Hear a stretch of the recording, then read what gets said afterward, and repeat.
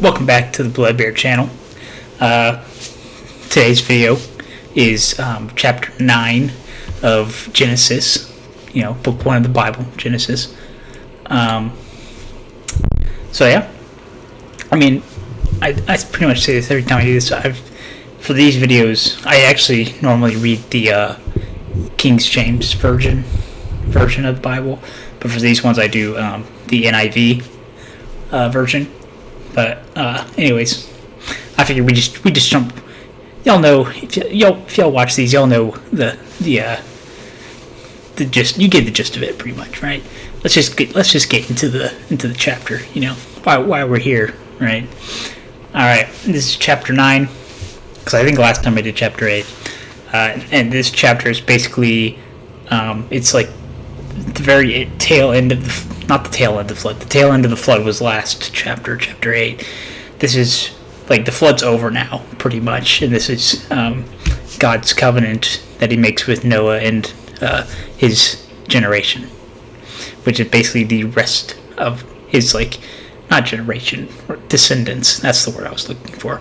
It's God's covenant with Noah and his descendants, which is basically everybody, because they are the last people that are alive. So everybody is a descendant of Noah that is on earth. All right. Anyways, chapter 9. And I'm going to be looking up here because that's where my screen is for me to read this. So, then God blessed Noah and his sons, saying to them, "Be fruitful and increase in number and fill the earth," so that's the same thing that he said to whenever he created Adam and Eve. He said, "Be fruitful and multiply." That's what he's saying this again to Noah. Now, the fear and dread of you will fall on all the beasts of the earth and all the birds in the sky, on every creature that moves along the ground, and on all the fish in the sea. They are given into your hands. Everything that lives and moves about will be food for you, just as I gave you the green plants. Now I give you everything. So I think in the garden we were only allowed to eat the plant life, and we would rule over the animals, but we weren't allowed to devour the animals. Now he's saying so now God's saying after the flood, this new covenant that he's making with Noah and his family is saying, I gave you the plants, because the reason why the whole flood happened, if y'all recall, is people obviously were living in sin, and they were slaughtering the animals and eating the raw meat and stuff. So now God's okay, I will give you the animals to eat as well, so you can pretty much eat anything. Not anything, obviously, because some things would kill us. Okay, anyways, enough of that tangent. But you must not eat meat that has its lifeblood still in it. So don't eat something that's still alive. It needs to be drained of its blood as well. So basically, don't eat raw meat is what that's saying. And for your lifeblood, I will surely demand an accounting. I will demand an accounting from every animal, and from each human being too. I will demand an accounting for the life of another human being. So, whoever sheds human blood, by humans shall their blood be shed. For in the image of God has God made mankind. As for you, be fruitful and increase in number, multiply on the earth and increase upon it. Then God said to Noah and to his sons with him, I now establish my covenant with you and with your descendants after you, and with every living creature that was with you, the birds, the livestock, and all the wild animals, all those that came out of the ark with you, every living creature on earth. I establish my covenant with you. Never again will all life be destroyed by the waters of a flood. Never again will there be a flood to destroy the earth. And God said, This is the sign of the covenant I am making between me and you and every living creature with you, a covenant for all generations to come. I have set my rainbow in the clouds, and it will be the sign of the covenant between me and the earth. Whenever I bring clouds over the earth and the rainbow appears in the clouds, I will remember my covenant between me and you and all living creatures of every kind. Never again will the waters become a flood to destroy all life. Whenever the rainbow appears in the clouds, I will see it. I'll see it and remember the everlasting covenant between God and all living creatures of every kind on the earth. Okay. I just noticed something interesting, but because like if you notice, he says like this, cause that's God saying this to Noah, and if you notice, he actually says that with the rainbow and stuff. I think he mentions it 3 times. Like that he will see it and remember. Clouds will be a sign. Whenever I bring down the rainbow, I will appears in the clouds. I will remember the covenant between you and all living creatures. Never destroy. Never. I will remember. Yeah. I don't know. Anyways, well, let's continue here. So God said to Noah, "This is the sign of the covenant I have established between me and all life on earth." Alright. Now, that's like the first half of the chapter there, and then there's like another half called the Sons of Noah, which we'll just continue on reading. And it starts at verse 18. So we left off at verse 17 of chapter 9. This picks back up on verse 18. The sons of Noah who came out of the ark were Shem, Ham, and Japheth. Ham was the father of Canaan, or Canaan. I don't know how you pronounce it. There's some weird names in the Bible, okay? I'm not going to pronounce them right, and that's fine. These were the 3 sons of Noah, and from them came the people who were scattered over the whole earth. Noah, a man of the soil, proceeded to plant a vineyard. When he drank some of its wine, he became drunk and lay uncovered inside his tent. Ham, the father of Canaan, saw his father naked and told his 2 brothers outside. But Shem and Japheth took a garment and laid it across their shoulders. Then they walked in backward and covered their father's naked body. Their faces were turned the other way so that they would not see their father naked. When Noah awoke from his wine and found out what his youngest son had done to him, he said, "Cursed be Canaan, the lowest of slaves will he be to his brothers." He also said, "Praise be to the Lord, the God of Shem. May Canaan be the slave of Shem. May God extend Japheth's territory. May Japheth live in the tents of Shem, and may Canaan be the slave of Japheth." So basically, okay, I'm just going to finish this chapter because it's almost done. After the flood, Noah lived 350 years. Noah lived a total of 950 years. So dude almost lived 1,000 years old. To be 1,000 years old, which is freaking crazy. And then he died. Okay. Yeah, there's all that. That's the entire chapter right there. So now let's get into... Here are my thoughts on the chapter, right? Okay. So, yeah, like I said before, this is mainly like the end of the flood and then basically what's going to be the beginning of Noah's family spreading across the world.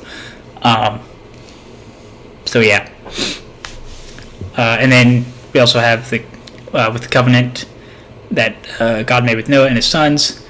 We get to see more of his character because I mean he's showing us a lot of grace and mercy here because God knows that we're going to screw everything up again, but even then he still promises not to punish us by just flooding the entire earth again.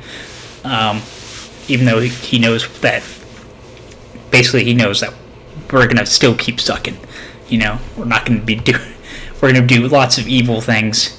We'll do some good things, but probably mostly a little bit of both, or some more so than others, Anyways, and then later he sends, instead of like flooding the earth, he'll send his own son Jesus to come down and be sacrificed and punished for our own sins, and we'll be saved by that. So he doesn't. So he knows that we'll screw up basically, but instead of punishing us like he did with the flood, he shows us grace and mercy by allowing his son to come down and take that punishment for us, therefore saving us from ourselves, basically. Alright, anyways. And then this covenant is marked with the rainbow. I think of the SpongeBob imagination whenever I do that.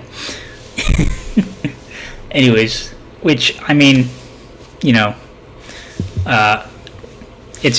rainbow is kind of a shame about what's happening to it right now, because the rainbow is a very holy symbol that marks the promise of God not flooding us, and now it's being used by the LGBT community, or whatever, the alphabet gang, as basically a symbol of their sins, like multiple sins, because it's they have the pride parades, which symbolize they are basically two of the seven deadly sins, because they have the pride parades, which obviously pride, that's one of the seven deadly sins, and then they have like their whole thing with the LGBTQ whatever, is lust. That's a lustful thing, because we know in the Bible that it says being gay and homosexual is wrong, that it is a sin. These are temptations of lust for the same sex that should be resisted and not followed, and so they're giving into their lust, is what I'm trying to get at there. Anyways, there's also that other aspect of the covenant that basically just allows people to eat animals now, so long as it's dead and there's no blood, pretty much. So there's that, I guess. I don't really know what to make of that. It's like, we're not vegetarians anymore, or whatever. Anyways, then we get to the second half of that chapter, which I think is it's kind of a pretty interesting story, and it kind of connects to one of the Ten Commandments later, because like I literally just read not too long ago, you have Ham, which is I think he's like the second son of Noah, and the father of Canaan. So basically, Noah grows the vineyard, then makes wine out of the fruit from the vineyard, and then gets drunk one day, strips, and then lies naked in his tent. So then Ham goes into his father's tent, sees him lying naked and drunk on the floor, and then instead of covering his father, he goes and just gossips to his two brothers, which then his two brothers, having respect and whatnot for their father, they go in, they literally hold up a blanket or whatever, some sort of covering. They walk in backwards so they don't have to see their father naked, and then they cover him without looking at Noah with some sort of covering to hide his shameful behavior that he had because he got drunk. And then Noah later wakes up, finds out what happened, is very pissed at Ham, which to be fair, if my dad named me Ham, I'd be mad at my dad too. not gonna lie. But whatever. So yeah, Ham basically did nothing except go gossip to his brothers. So then Noah is understandably angry. He's like, why, if you saw me in that shameful state, why did you do nothing? Instead then just spread my shameful behavior to the rest of the family, which isn't, a good thing to do. So then Noah, being angry, cursed Ham's son Canaan to basically serve Japheth and Shem as a slave. This, I think, mainly refers to the descendants of Ham are going to be the servants of the descendants of Japheth and Shem. Anyways, and then so anyways, that whole story kind of relates to one of the 10 Commandments that Moses gets in the future from God. And that one is basically the honor thy mother and father, right?